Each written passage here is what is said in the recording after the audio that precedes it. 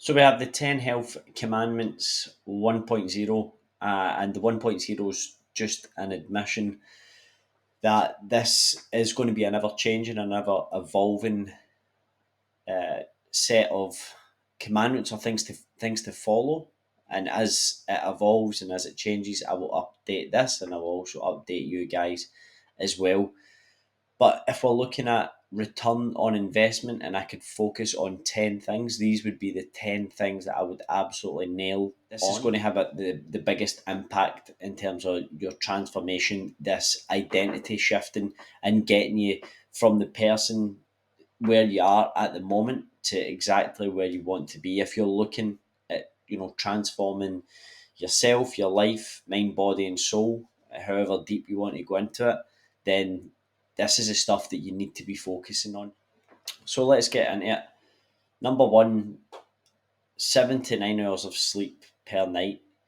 Ideally, 8 or 9, 8 to 9, no less than 7. Um, there isn't anything in the body that isn't absolutely hammered with a poor night's sleep. Hunger signaling is off, appetite often shoots through the roof the next day after a poor night's sleep. You often crave, sweet food, sugary kind of indulgence type foods. Your recovery for training sessions is impacted, and your ability to train at a high intensity is impacted subsequently. Your mood in general is poor. There's nothing that isn't impacted negatively with a poor night's sleep. And if you've got kids, and you know I've been there. Oftentimes there's nothing that you can do. You can just get to bed and give yourself 7, 8, 9 hours from your alarm, and then just cross your fingers and hope for the best. Hope for the best. But if you're not in the position where you have kids, there is no excuse for not getting 7 or 8 hours sleep a night. Sitting binge watching Netflix is not an excuse. It's not good enough. And if you really want to take your physique and your evolve and grow and be the best version of yourself possible, you have to prioritize sleep. It's as simple as that. Number two, resistance training, 2 to 5 sessions per week between 30 to 75 minutes in duration, with a perfect synergy of execution and intensity. Now, the more sessions per week the shorter those sessions can be in duration. If you're going to go 5 times per week, you can absolutely go in there and get half an hour work done 5 times a week, and that's going to be sufficient. And again, this execution and intensity, always execution first, always making sure that we're doing the exercise properly, we're using the prescribed exercise tempo.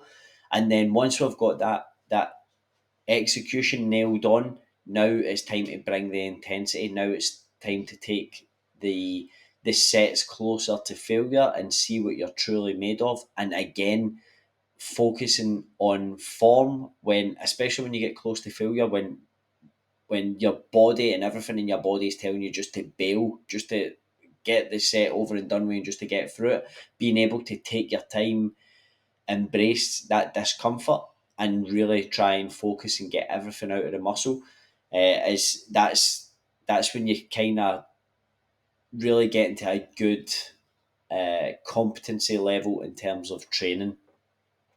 And again, the higher the intensity, the shorter the duration would be as well, or the less overall volume that you would need. Number three, we're looking at eating at least 2 grams of protein per kilogram of target body weight. High quality, complete animal sources. I I don't subscribe to veganism. I don't train any vegans. I probably wouldn't train any vegans. I don't think we would align with our beliefs, probably wouldn't align. I don't believe that you can thrive and like consuming a vegan diet or a vegetarian diet. I definitely think you need to get these animal sources in, these animal protein sources. And the reason for that is not only do we need to get protein in, but we need to get the essential amino acids. Essential meaning we need to get them from our diet. We cannot make them ourselves. And animal sources of protein have all the amino acids that we're looking for, and they have them in the right quantities and the quantities that we're looking for as well.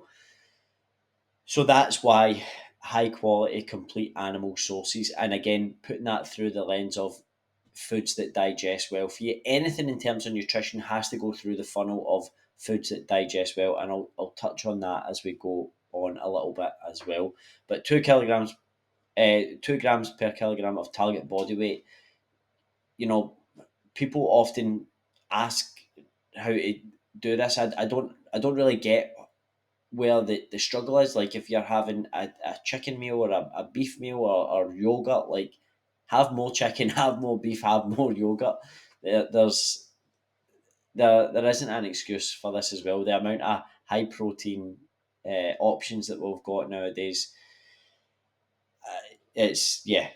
The, split it up into your meals throughout the day. If you're having 4 meals a day, where is my protein coming from in each meal? Again, if you want it enough, you'll get it done. As simple as that. Number 4, at least 14 grams of fiber per 1,000 calories consumed improves digestion, gut health, and therefore nutrient partitioning, and can have a knock on effect not only on fat loss, on energy production, on a whole host of things. If we're not absorbing the nutrients that we're consuming, you'll often see it, and I've had it myself where I've been, consuming above the RDIs, the recommended daily intakes of these micronutrients, and then I've got blood work done, and I've actually been deficient, and I was having some pretty severe gut issues. I've had some pretty mega gut issues in the last few years, and it's only since I've kind of been down this path that I've started to take it as seriously as I do now. And fibre is a huge part of it. Fibre feeds the bacteria, the good bacteria in the small and large intestine as well. So making sure that we're getting that adequate amount of fibre in is essential for optimal functioning, and getting the most out of the meals that you're consuming, getting the most out of the nutrients that you're consuming as well. Number 5, eat at least between 400 to 600 grams of fruit and vegetables per day. Again, foods that digest well. That might sound like a lot, but an apple and a banana is 200 grams straight away, straight off the bat, and that's nothing. And then you have, you know, uh, three other serves. Maybe just more than a cup and a half of veggies with your other 3 meals throughout the day, or a cup and a half with 2 meals, and then whatever you have for a snack and a couple of bits of fruit. Like, there is, again, this very, very easy to do. If you struggle with getting vegetables in, bulk cook your veggies. Get I get the frozen stuff fry veggies, or the frozen garden medley veg, whatever you get from Woolies. Bit of spice, bit of salt, bang it in the oven, or do it in the wok, and then put it in the Tupperware, and it's there in the fridge. Anytime I need to have it in a meal, or if I'm taking a meal to work or whatever it is, I just bang a cup or a cup and a half of veggies in with it. If I'm dieting more, I'll bulk up those meals with veggies. People think that when you're dieting, you should be eating less. When I diet, I feel like I'm eating more. The gross amount of food is more. If you were to weigh the amount of food I consume when I'm dieting, or the amount of food I consume when I'm in a surplus, when I'm dieting, the gross weight is more, and that is the key to a successful diet, because it makes you, although you're consuming more gross weight or more gross volume, you're consuming less calories. Makes it so much easier to stick to a calorie deficit for longer. The longer you stick to a calorie deficit, the quicker, or the more likely you are to get that body fat off, and reveal the physique that you're looking to get to. So, fruits and vegetables is a massive part of that, and a real kind of cheat code to a successful diet, and as well as getting those adequate nutrients and cofactors in for proper metabolic functioning as well. Number six, a daily step count on average of above 8k per day. A desk job isn't an excuse.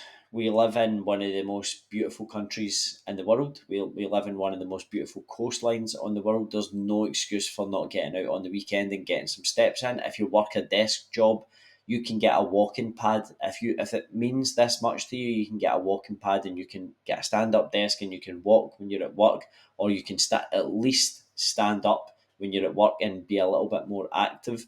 You can eat your desk, eat your desk. You can eat your lunch at your desk in the 30-minute break that you're entitled to, as we're all entitled to working in Australia. You can go outside and go for a walk for that 30 minutes. You can make the steps up at the weekend. It doesn't matter necessarily about steps on the day, it's average on the week. So you could have a Monday to Friday where you're 7,000 steps per day, but Saturday Sunday you're 25,000 plus. Then those averages for the week will even out. So by all means that can be an option for you, but there are strategies there. If you want to get it done, you'll find a way. And if you need help getting it done, you need help implement some of these strategies, let me know and I can help you with this stuff. Because if you want it, if you're just looking for the solutions, you provide me the problems, I'll provide you the solutions. If you're just willing to put in the work, then we'll make it happen. uh, Meal prep at least 80% of your own meals. Again, save this will save you a ton of money. It'll build good habits and educate your children if you've got kids as well. You're setting a good example. You're walking the talk.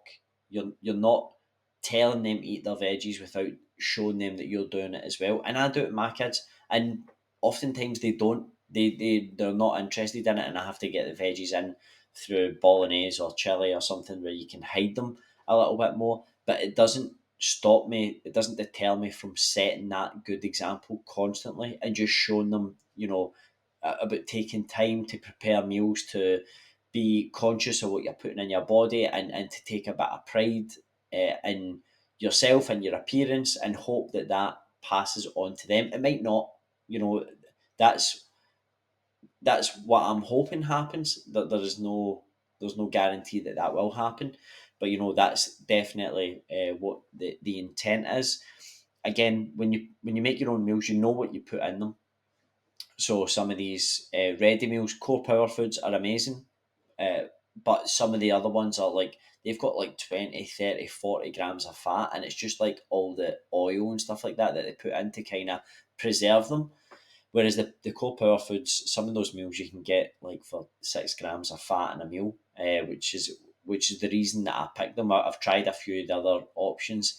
I've had a couple of them. I think it was the macros ones that gave myself and Ashley like mouth ulcers with them as well. So a few of those options in terms of those ready meals you need to watch out for.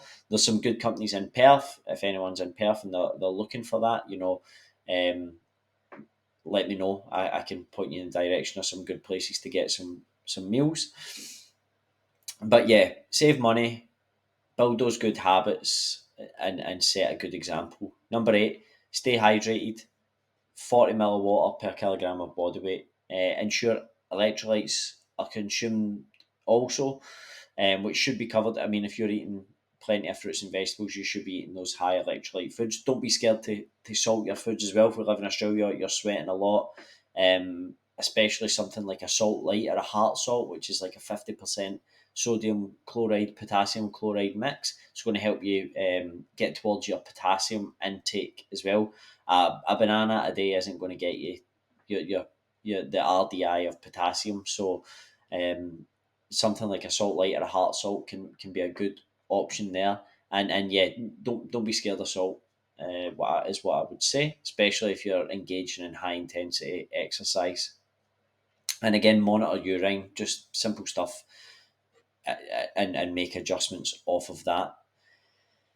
Number 9, abstain from things that derail your progress. Now, I'm one of the biggest advocates for flexible dieting and 80-20 is fine as long as these indulgences are staying within that 20% allotment of calories, or 20% of calories throughout the whole week, or however you want to however you want to mix it up.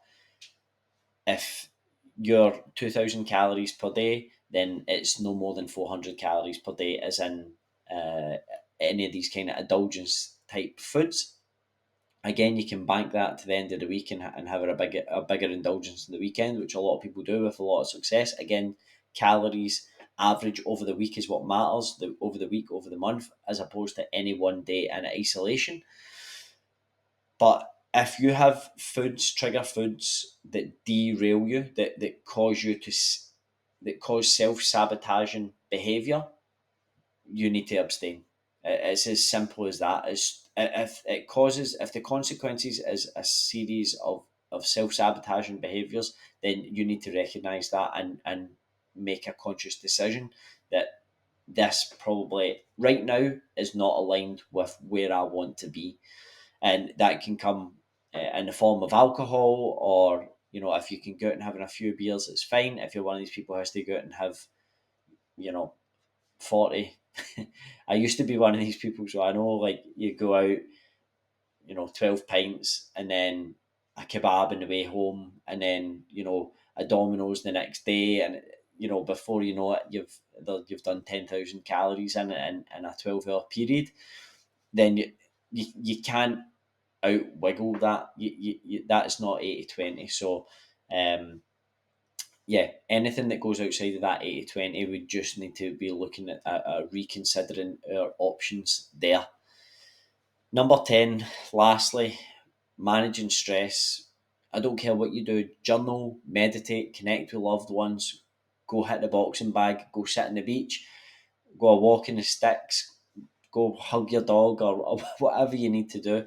Because if you do not manage stress, this will have a massive impact on, number one, your sleep is going to be impacted significantly. Your resistance training is going to be impacted, because stress doesn't sit in little separate piles. It just piles on top of each other, and that exercise stress, even though it's a good stress, will be the thing that tips you over the edge, or you're stressed out from work, or you're stressed out from home life, and then you're just burnt out. You won't be able to perform at your best. It's going to affect your digestion. It's a massive effect on my digestion. I've seen that through, like I said, through my own kind of gut health protocols, kind of digestive issues, that I've seen how massive an impact stress can have. Even your ability to adhere to a diet. We don't stress eat broccoli. We're going to stress eat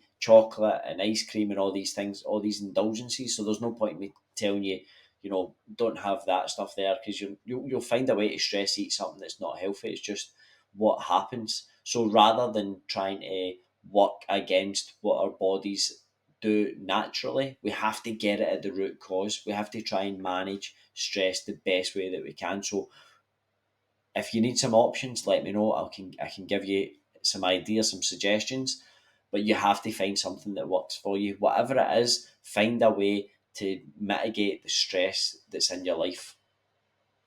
Now, that's the 10 health commandments. Hopefully, this has cleared the path, or cleared any kind of confusion that might have been surrounding the things that we need to be focusing on, or the big rocks that's going to have the biggest impact in our health and fitness journey. Get these things right, and you will be well on your way to the best version of yourself.